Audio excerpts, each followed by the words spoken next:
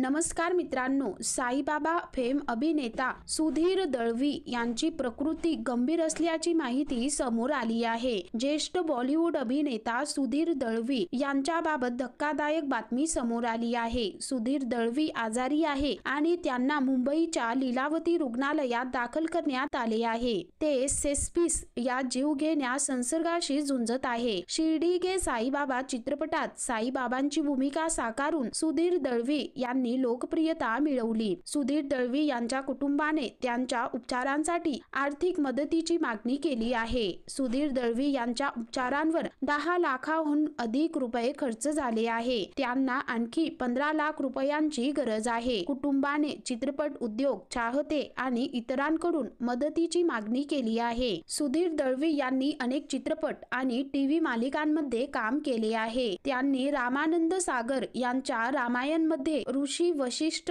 यांची भूमिका केली होती। मात्र त्यांची अवस्था सध्या खूपच दयनीय आहे आणि चाहते ते लवकरात लवकर बरे व्हावे यासाठी प्रार्थना करत आहे।